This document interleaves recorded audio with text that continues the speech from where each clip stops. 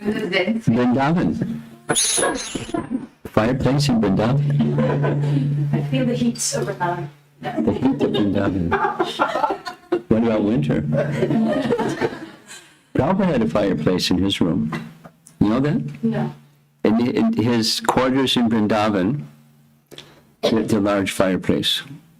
I don't know if it was used, but there's a large fireplace. There's a Prabhupada story about his fireplace, or in relation to, it reminds me of this.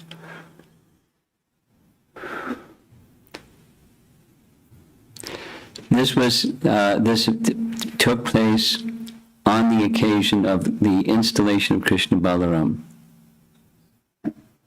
Like, beside the big story of what that was like, one of the things that happened was, while in the temple room, Vishvambar Goswami was leading a 3-day function, creating auspiciousness, like we're going to do a much shorter version today, creating auspiciousness, and then the actual installation. Details and details and details. One of the services that I had, because I was under the GBC that I was working under, we had the nice service of cleaning the temple room. And it wasn't just cleaning the temple room. We got buckets, and we took the buckets and threw the buckets up as high as we could on the walls. Couldn't reach the ceiling because the ceilings are too high. But the whole floor was flooded. In the middle of the temple room was the yagya going on, and we were on the outside on the walls, and it was ecstatic. I mean, we were completely soaked. But then the squeegees and making the place clean. And while that was going on, for 3 days, Prabhupada was in his room. Now, at least at that time, it was called the Darshan room. And those of you that have been to Vrindavan, just picture the Darshan room, that large desk. Prabhupada's sitting, his Murti is there, sitting behind the desk. But he's then sitting behind the desk. And the room was filled, packed, because there's a lot of people there for the installation of Krishna Balaram. And somebody mindlessly spilled water and didn't clean it up. So Prabhupada was the darshan was over, Prabhupada was getting up, and as his foot hit the water that was on the marble floor right in front of the fireplace, because the fireplace had a little raised platform before the fireplace from the floor area, a little raised platform, he slipped and he caught himself with his hands on that little raised platform, and he twisted his ankle. Now imagine that the person who spilled the water and didn't clean it up felt really bad. I don't know what happened after that. Who knows what planet they went to after that. Prabhupada was very angry. He exhibited anger, let's say. And he didn't say who has done this. I wasn't there. I was, splashing water on the walls. But he looked at his secretary. The secretary is frantically looking around who did this. And I don't know what the words were after that, but something were said after that. Something about one has to be very careful. When you make a mess, you clean up after you make a mess. That's responsible. That's Prabhupada's fireplace. And another detail, he went to his room. I wasn't there. He went to his room and he asked for some herbs, some string, and a certain kind of leaf or leaves. And what Prabhupada did was he personally, because he knew how to do this, he made a poultice with those herbs, crushed them. He didn't have somebody do it. He did it, I was told. And then he applied the poultice to the swollen ankle, because already immediately it was swollen. And he took the leaves and placed the leaves over the poultice and then tied the leaves with string. And I found out about it the next day because when Prabhupada was the installation day, next day was the installation day. And after the installation, he sat on the Vyasasana, and the leg that was swollen was distended. He stuck it out like he never did. And so his deity was there. You could see I was right in the front. Like, look at that. There's leaves tied around by string. And then I found out what was that, and so I was told what it was. So Prabhupada's story. If you spill water in front of the fireplace, you know what to do. Or anyone else that comes here. Clean up. You would make a mess. It happens, but make it clean. I was thinking you were going to say all those lights in the kitchen. Look at all those lights in the kitchen. No mistake, because everything's so bright. Brahmajyoti kitchen. Krishna's kitchen, excuse me. Krishna's kitchen. Then everything has to be clean because you got all those lights there.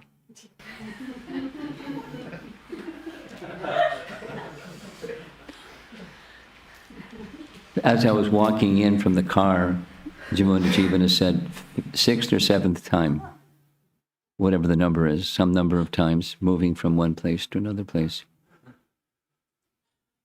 It happens. And what we're assembled together doing is being well-wishers for the beginning, I mean, because it's already begun, but a beginning of making an auspicious beginning of accepting a place for residence for family. So a little bit about what we're doing, a little bit about Griha.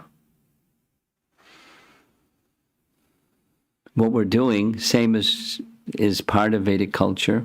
I mean, Western culture is different and non-Vedic culture is still different. But the invoking of mantras and, proper procedures, and all those proper procedures, they're detailed.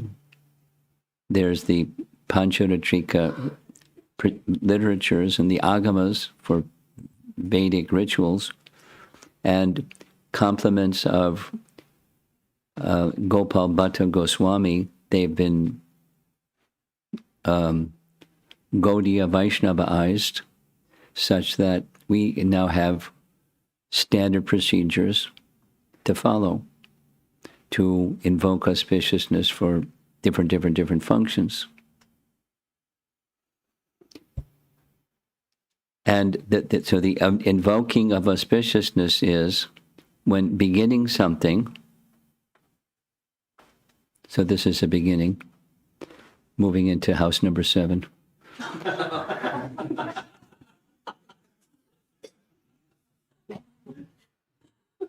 Invoking auspiciousness.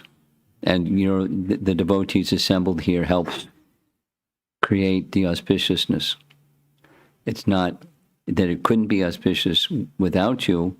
The mantras in themselves and the consciousness in itself is what creates or awakens or invokes auspiciousness, but beginning something on an auspicious note, that's what we're doing. So that what happens after the auspicious beginning is facilitated towards what? Of course, there's Kamrakanda and then there's Vaishnava rituals, and the Vaishnava ritual naturally is for opening the doorway and creating auspiciousness for furtherance of Krishna consciousness. Anukulyasya sankalpa pratikulyasya varjanam, the principle of bhakti, accept things that are favorable. So griha can be unfavorable or griha can be favorable. So it's not per se a home is unfavorable or favorable. It depends upon the consciousness behind. And therefore, grihasta ashram, simple definition, Prabhupada's simple definition, ashram is a place where spiritual culture is meant to happen. And if, there's an ashram for brahmachari, grihastha, vanaprastha, sannyas. And for a grihastha, the griha is that place, and to create an atmosphere in beginning the activity for grihastha life is let it be an ashram, a place where spiritual culture is at the center.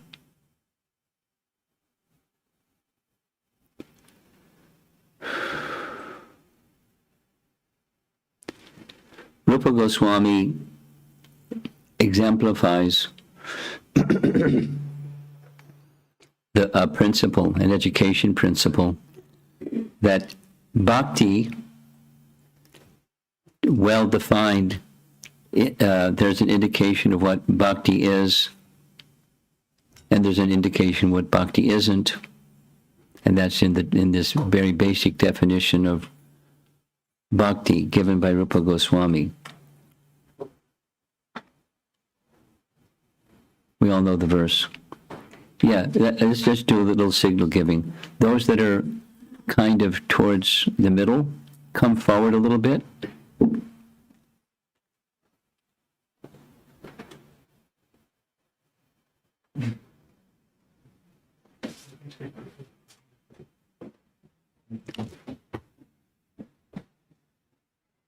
There's a thing about, I won't say it.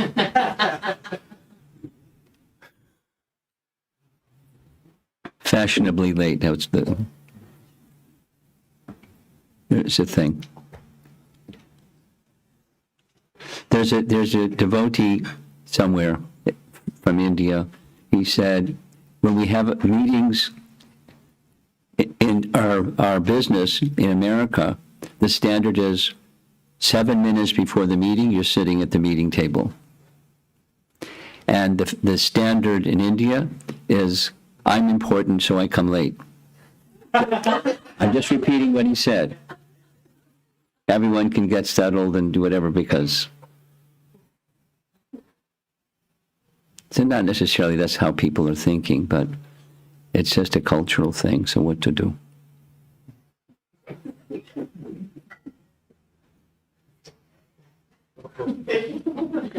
Now anybody that comes in later is going to be spotlights on them. And whoa. Don't sit in the middle, because then people can't come in.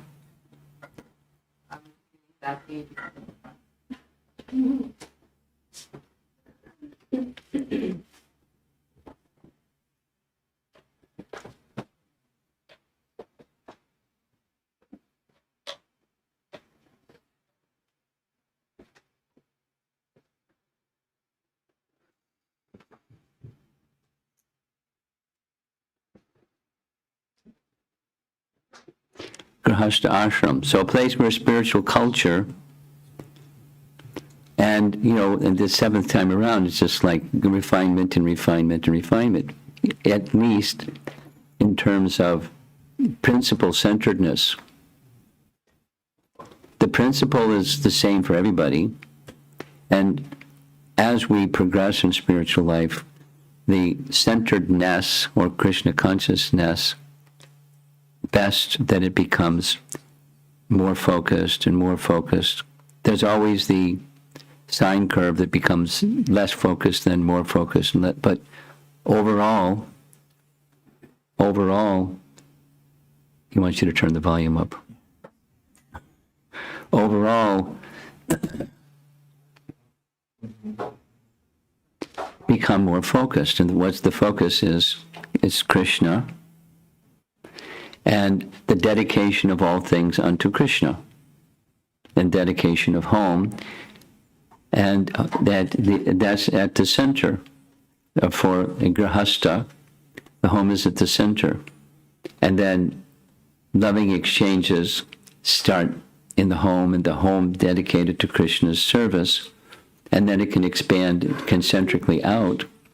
But that's where Krishna consciousness is the starting point of the cultivation of Krishna consciousness. So everyone's doing something according to their evolution in Krishna consciousness.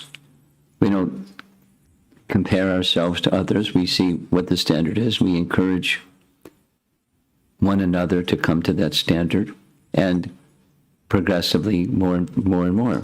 So the centeredness is our objective. And the degree to which that centeredness is absent, I just have to say the verse that Prabhupada would say so many times, Atakriya kshetra sutapta vitai janasya moho yamaham mameti. If you haven't heard Prabhupada lectures, start listening, and you'll hear him say it again and again and again and again. And he never tires of saying it. And I never tire of hearing it. The part at the end, he doesn't always repeat so many times because he's reparting the beginning part so many times.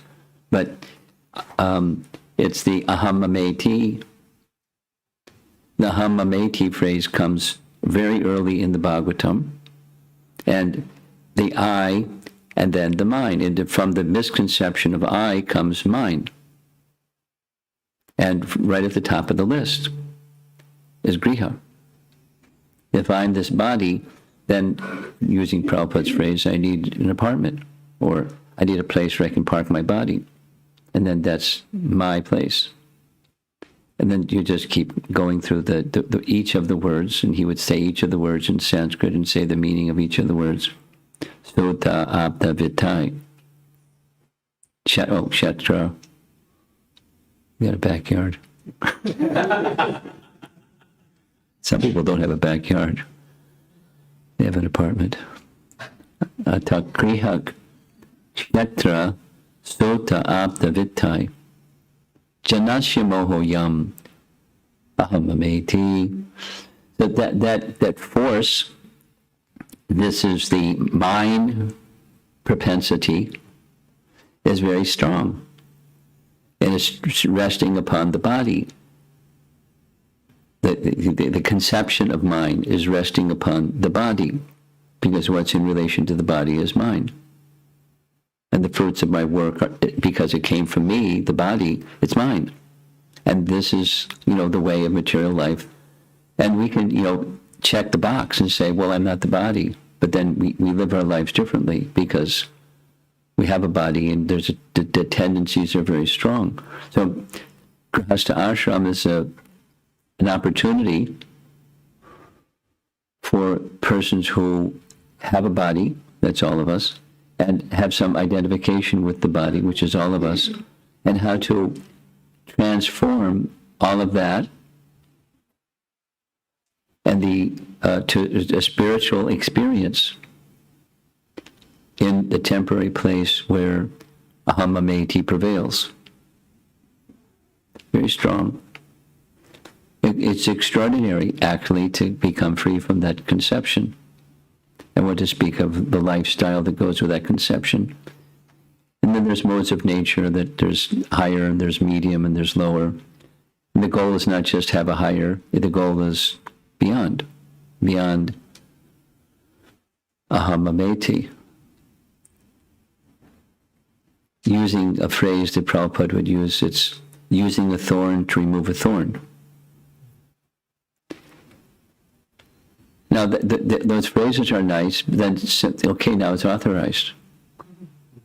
And you forget the purpose of the thorn, to remove the thorn. So, refinement of spiritual life, and time number 7, there's refinement going on. And clarity, again, hit the reset button, and where are we in this position of mameti is being diminished, and what's in its place? What's in its place is this belongs to Krishna. One of the big reasons why to have deities in one's home is where the deity is, that's Krishna's place. Not just the temple room is Krishna's place, but the whole place is Krishna's place. And that consciousness is Krishna consciousness. It's the distinction between material consciousness and the other. I've shared this many times, but I don't mind saying it again because it was really nice. There was a man, Dr. Rao, whose home I would visit from time to time when I had traveled around the country in a beat-up old van. And he had trained his two sons. They really weren't so devotional, but they were trained. When they answered the phone, what they were to say was, Krishna's house. And I watched it, they actually did it. Maybe because I was watching, but Krishna's house. And that consciousness, although they were mechanically saying it or in obedience and respect for their father, they said it, but it's a consciousness that's more than just something external. When it's Krishna's house, then it's Krishna's house. It's Krishna's presence on the altar, and it's Krishna's altar, and it's Krishna's temple room, and it's Krishna's house, just like the temple. Now, temples today are more formal temples than previously. Previously, it was just get a house, put an altar in the house, and now it's Krishna's house. And then Prabhupada would say, what's the difference between this house and the one next door? It's Krishna's here, and Krishna activities. And then, the Krishna activities, as one progresses, it becomes Krishna consciousness, not just Krishna activities. In other words, it becomes more internal, not just a behavior, but a consciousness of Krishna. And then, as that is accomplished more and more, then that's the success of Grihastha Ashram. It is the success of the I and mind. So is there a place? The answer is yes. Is there a place for I and mind in spiritual life? Definitely. I exist, so who am I? And then what's mine? So what's mine is my relationship with Krishna. That's not going to be taken. The house can be taken. Everything material can be taken. It not only can be, it will be taken. But that won't be taken. So I can spiritualize the mind, and then it becomes Krishna's house. And in a deeper sense, what's mine is my relationship with Krishna. And being in this house is part of my relationship with Krishna, at least for some time. And then the Griha, Kshetra, Sutta, Apta, Vittai is also, it's Krishna's. Sutta, Apta, Vittai. Family members, friends and relatives, and wealth. It's all Krishna's. And that's a Krishna conscious way of life. So because it's Krishna's doesn't mean I throw it away because it's contamination, because it's material. It's Krishna's, so we don't throw it away. We take care more than we would because a materialist is thinking this is mine, even more because it's Krishna. So we take care of our Sutta, Apta, and Vittai, and Griha, and Kshetra, and everything because it's Krishna. So a real nice example. Ooh. A real nice example. If anybody comes across this recording of Srila Prabhupada describing what his life was like as a Grihastha, he was giving a lecture and said, this is what I did, and so you can do like this. He just, in very simple terms, described the principle. So without going through the whole thing, but specifically, I'm thinking about the cooking part. Because cooking is a big part of family life, or even if one isn't a family. Cooking, take that which so you have some resource, vittai, and it's Krishna's. So when you're expending or spending money, Prabhupada described in this, you go to the market. You're not thinking, I want something nice because it's for my family. You're thinking, I want something nice because it's for Krishna. So I want the best because it's for Krishna. That wonderful example of a nice devotee in Gaur Leela, that he was so fastidious about coconuts. And if someone even touched the doorway above his home to bring him the coconuts, as he was bringing him the coconuts, throw it away, get fresh coconuts, and go miles away to get the best coconuts. I don't know how you know what's the best coconut, but he did. Raghava Pandit. So, get the best things because it's for Krishna. It's the same activity. One knows that that which is offered will go to my family, but that's not the horse that pulls the cart. That's the cart, and the horse it's for Krishna. So spending for Krishna, and then keeping it in the kitchen, making it very clean, etc., etc., etc. In the procedures for preparing, and so that's the consciousness. Ideally, that goes on in the temple by pujaris and cooks. The ideal may not be what the standard is, but that's the ideal. And those that have that standard, as well as the ideal, then their cooking is outstanding. It's outstanding. And then the offering, and the transfer of the offering, and then the distribution of that prasadam of Krishna to the family members and to others.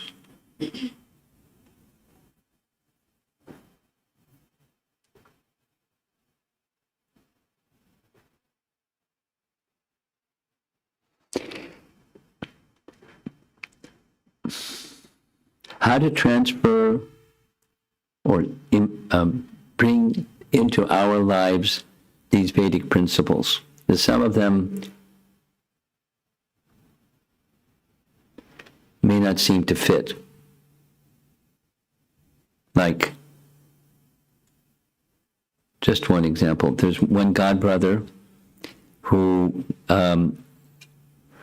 one day was married, and the next day he's on a morning walk with Prabhupada, and so he's gotten right in the front and asked Prabhupada, now that I'm married, what's my duty?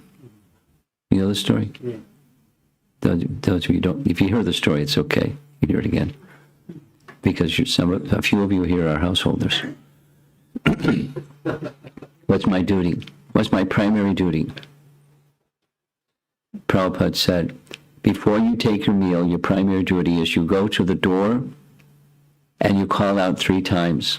Is anyone here who has not had their meal? Please come. And that's all the Prabhupada said. And the devotee thought, I don't think he understood my question. So he asked it at the end of the morning walk, before getting into the car, etc. And he asked the same question, he got the same answer. And that's Vedic culture. It is, whatever I have, it's not mine. And if it's meant for others, then I should behave accordingly. So the principle of charity, not just feeding people who don't have something to eat, that's something. But the even broader is the position of being charitable. So then where does charity go? And that's the standard answer that Prabhupada would give to that question is Brahmanas and Vaishnavas. And contribute to the temple. Other many causes that are Krishna conscious causes. And so that's the Grahasta's facility. It belongs to Krishna. Use it in Krishna's service. And what's the best way to use it in Krishna's service? We have different natures and different propensities, so we follow those natures and propensities, but the principle doesn't change. And we have to find the means according to our nature and within our family. For example, what's an appropriate expression of it's all Krishna's? How do we do that? And progressively,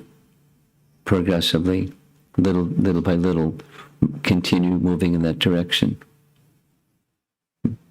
Always be looking forward to the next step and the next step. And that's Krishna consciousness. So may you all become Krishna conscious. Let your home be a place where it's an ashram, not just comforts. Comforts is fine, but let it be a place where spiritual centeredness, Krishna-centeredness, whether you have a fireplace or not.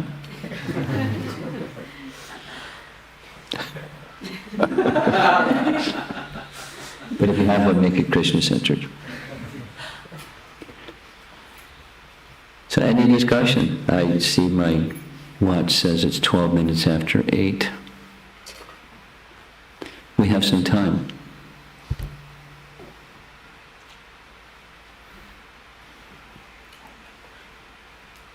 There was a question online. There's a question online already. His name is Cantori. Will I still make progress if I only chant 3 rounds per day? Yes.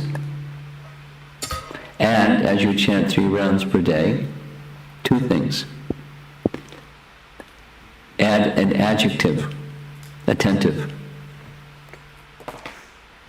And the second thing, always be looking forward to when those 3 attentive rounds can become 4. Always be looking forward to progressing further.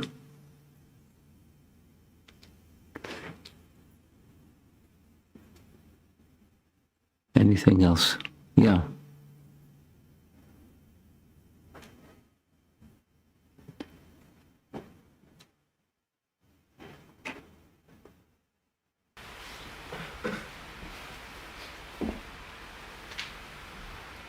Guru Maharaj, as you travel around and you do a lot of these Griha Pravesha ceremonies,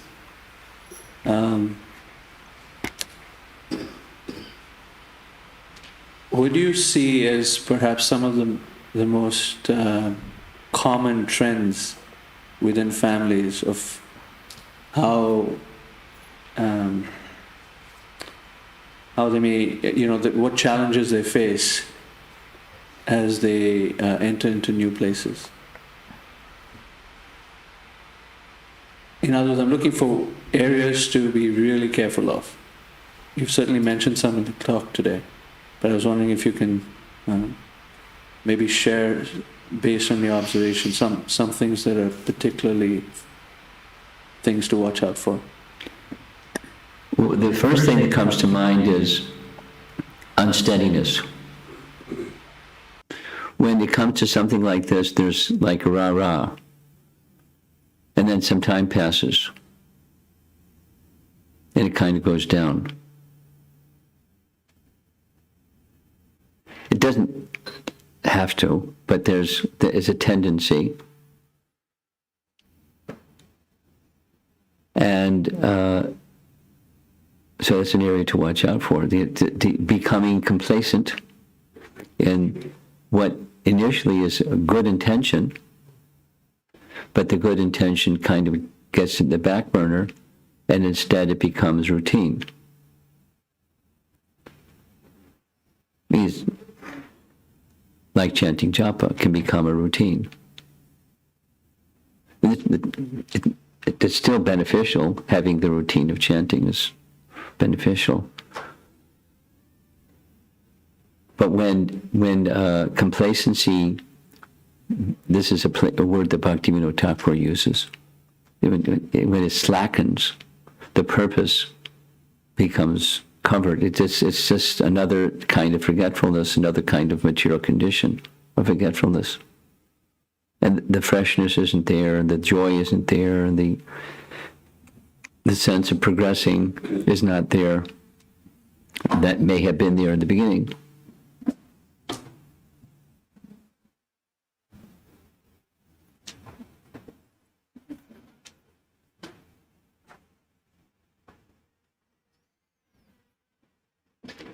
I would say this is an observation, those that are looking to be progressive in their Krishna consciousness, that there's a tendency to look to external things as a sign of I'm making progress. Now what's next? What's next? 'Cause it's not wrong. It's just not centered yet. It's on the behavior side, but it's not on the internal side. That's an observation.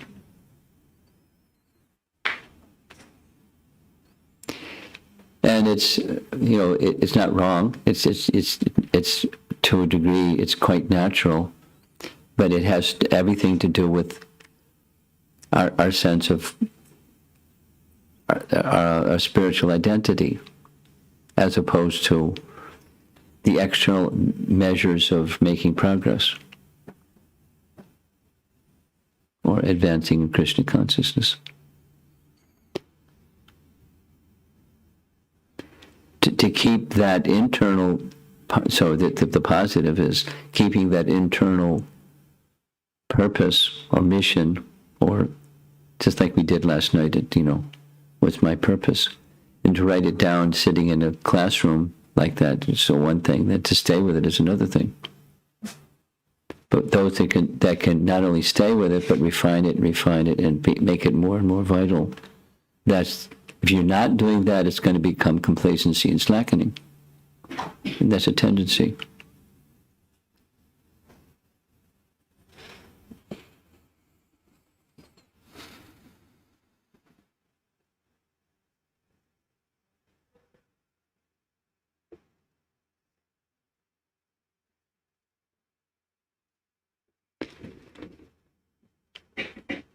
And just an expanding concentric circle out as relationships also become like that within the family and outside the family and in the community. And, there's the rah-rah in the beginning, and then it's like, wait a minute. This shortcoming, that shortcoming, wait a minute.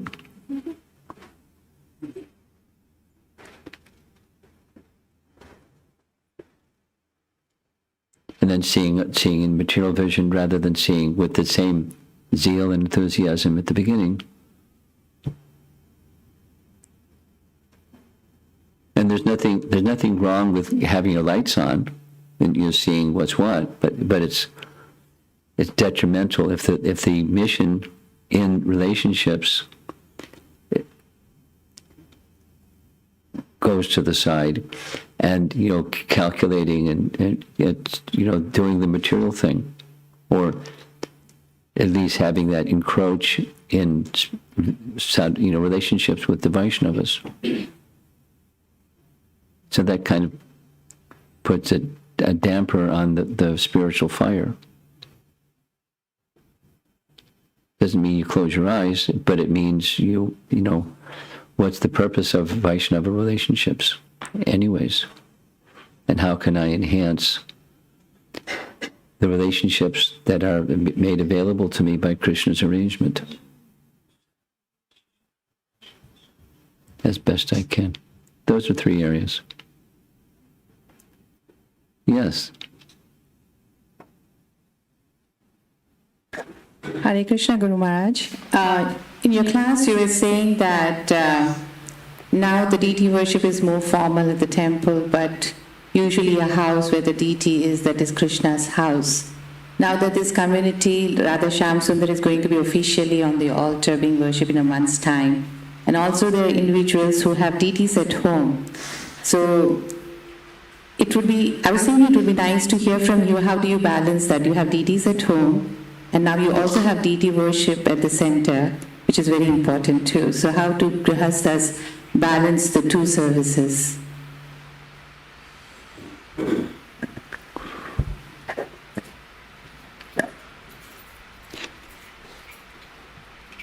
You know what I'm going to say.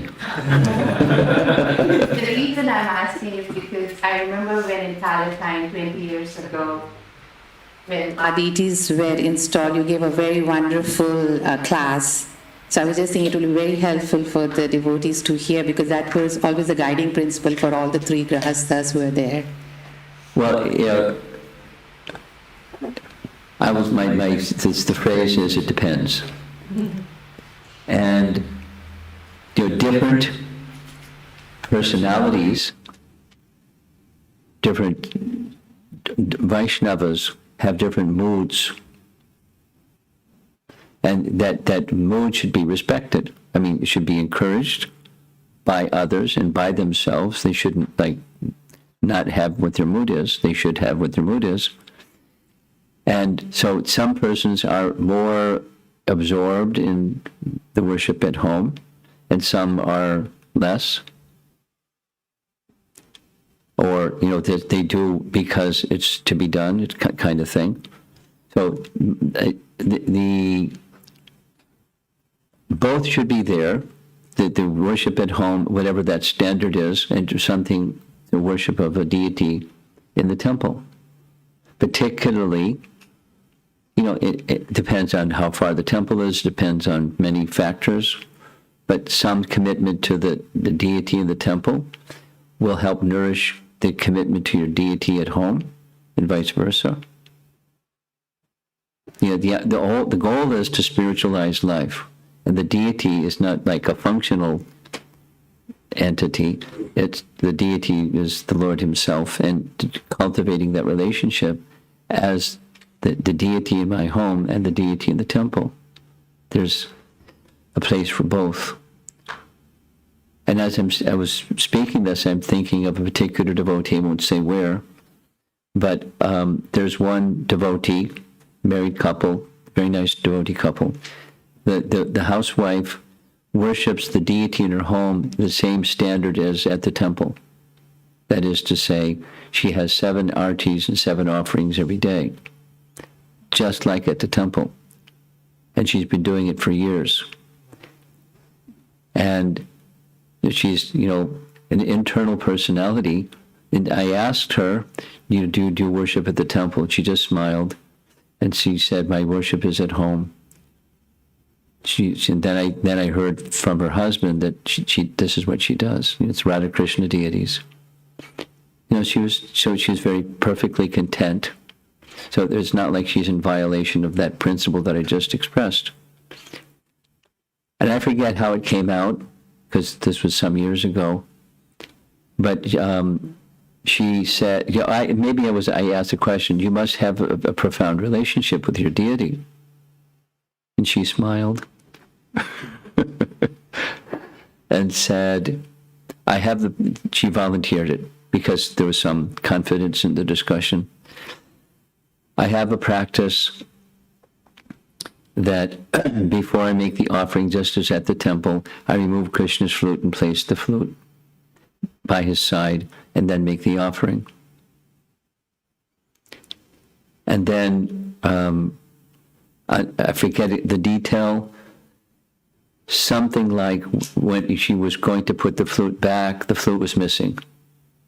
And she always puts it in the same place because she does it 7 times a day. And she looked everywhere, and the flute was in Krishna's hand. And she definitely, it happened twice. I didn't put the flute back in Krishna's hand.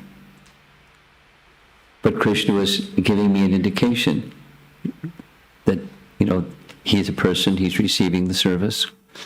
And she didn't make it wasn't a big, like some people do.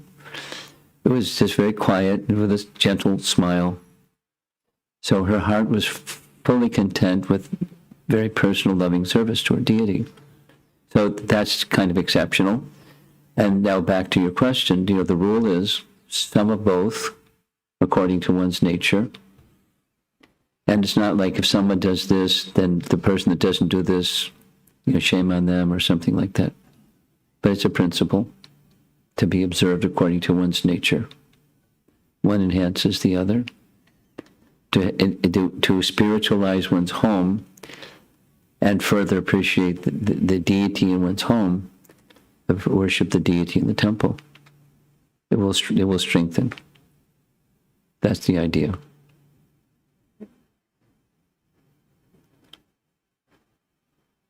I don't remember what I said in Palatine. It's probably something different. In Palatine, what you said was Home deities are the extension of the temple deities. So the temple, you have to see it in that way. And even when we moved closer to the temple, I came to you saying that I'm not able to do the same way that I used to do in Palatine. You said, when you take care of Kishore Kishori and Jagannath, Baldev, Subhadra and Gaur Nitai, your deities are being served. So whatever it is, keep it simple, continue home deity worship, but focus is the temple, because that was our main service. That's that nice. was the answer. That's a nice answer. And I think all the three families, Jagdamba Prabhu, Rati Prabhu, we all, that was the mood we had, and actually strengthened. Can you say it again? The part A and part B. Home deities are the extension of the temple deities. So when you're worshipping at the temple, your home deities are also getting worshipped. So even if it is minimum at home, it's okay. As long as you're serving at the temple, the deities are being worshipped. So you don't have to feel bad about it. And that was the main point, essence of. But then there's when you move closer to the temple. When that's what you said. When we moved closer, you said that focus serving the deities at the temple, because you are serving, because your deities are extension of the temple deities. You are serving them. So we did every day the deities were taken care of, but not the same way that we did in Palatine. Palatine was a little bit more elaborate because we were not that close to the temple at that time. Nice.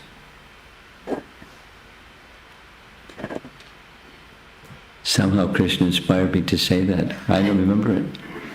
Even as you're speaking it, I don't remember it.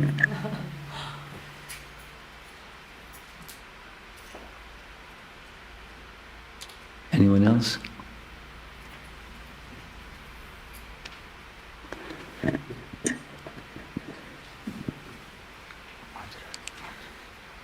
Guru Maharaj, as an extension to your response for Yamuna Jivan Prabhu's question, I was thinking about when we begin the devotional service, I have observed with myself and others too, the fire is like so intense, the sincerity, the seriousness, and then comes the Kshetra, Griha, and Sutta, and other responsibilities. Not that we don't have them before. Not that we don't have. All those responsibilities before. But what happened was, I'm just sharing the observation. Initially, it's like, okay, that's all material. I don't want to focus on that at all. And then understanding this principle that it's Krishna's, I have to take care of them even more nicely.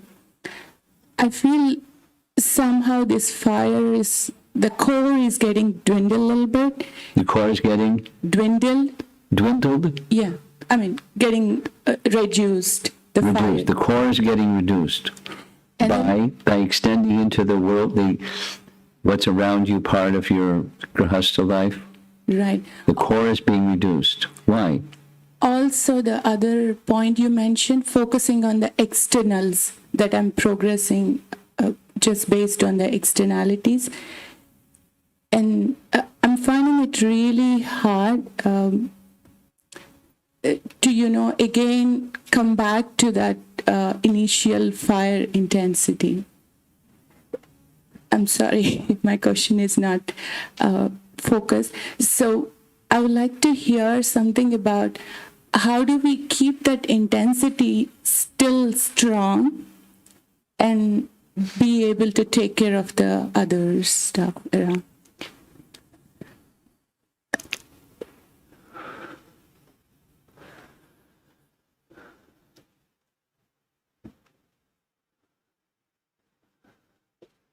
Take sannyas? That was a joke. That was a joke. Is that not a solution?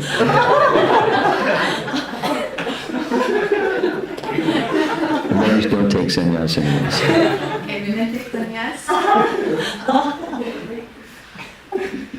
Women qualify.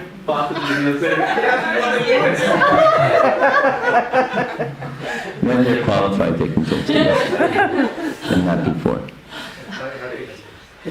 Huh? I said 5 women said, can we take sannyas? I said, that left 5 happy husbands.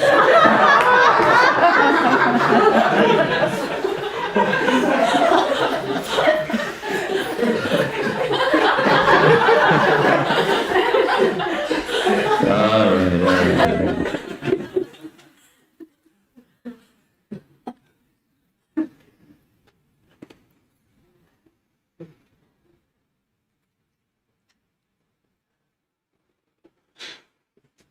How your saying, restating or rephrasing your question is, how do I keep my bhakti life, my core bhakti life, vital and vibrant?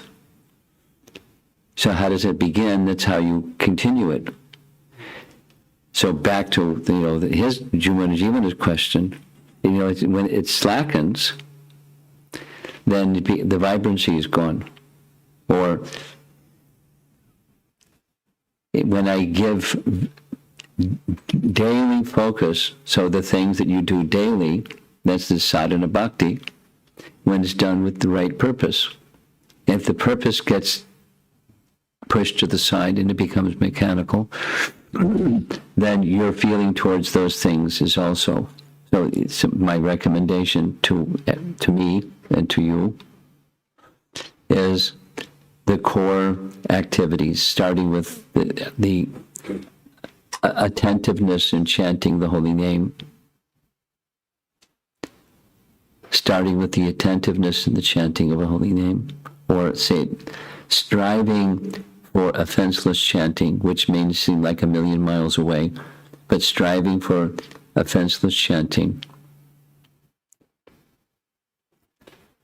that will keep your vitality in Krishna consciousness and seeing the duties that you have, the swadharma that you have as a mother and grahastha, etc., is according to your psychophysical nature. You can't just dump it. So that's a nature. So now, how to vitalize the spiritual element of your swadharma? That's the question. And that's the primary means is the chanting of the holy name. I'll just share one thing and then I think I'm going to end because I have to catch a flight. Somehow I got inspired. Some 5 months ago, I had more time than I have now. And there's a young lady in China that wrote a letter saying, a bunch of things. So I wrote back a very detailed letter of, focus on these 4. She wanted I want some direction in my life. So I gave her 4 things. And one of those 4 things was a little statement that Bhaktisiddhanta made about the importance of offenseless chanting. So take this as your mission in life. And she, said of some other things. And so she took it seriously. She wrote back 5 months later saying, I've been trying to apply this and it's not easy, but I understand how important it is. So it's a life mission. And if you don't take it as a life mission, becomes complacent, then everything else will also go into that space. And then fast forward, and somebody that's been practicing Krishna consciousness for, I don't know, 15 to 20 years, whatever the number is, they recently wrote, my understanding is the real satisfaction and progress in spiritual life is continuing to strive for offenseless chanting and receiving mercy of elevated Vaishnavas. So it doesn't change over time. And if distraction takes its place, then life becomes dull or distracted or, less than vital. And someone isn't going to do it for you. It's something that each one of us has to do in a meaningful way ourselves. Take the resources that help you do that, but that still rests upon you're making that commitment to yourself and your relationship with Krishna, because those are the things that aren't going to be taken from you. Circumstance isn't going to take that from you. So how to make it vital given your psychophysical nature and therefore your swadharma. Is there other challenges? Of course there's challenges. That, welcome to reality. There's challenges. Now, what do I do? The mission of life. And according to one's nature in different ways, and let it evolve. Try to perform what you do today in the best way that you can, the Krishna conscious way that you can, and continue striving to progress, and starting with the quality of one's chanting. So I'm going to allow you to go take a look around your shoulder and see how many people are here. So there's a lot of people here. I don't know how you're going to all fit in the room where the yajna is going to happen, but it'll happen somehow. So I'm going to be getting on an airplane soon, believe it or not. So I'm going to have to depart. But it's nice to be here. Nice to see all of you. Jagatananda's missing, but everyone else is here. Srila Prabhupada ki.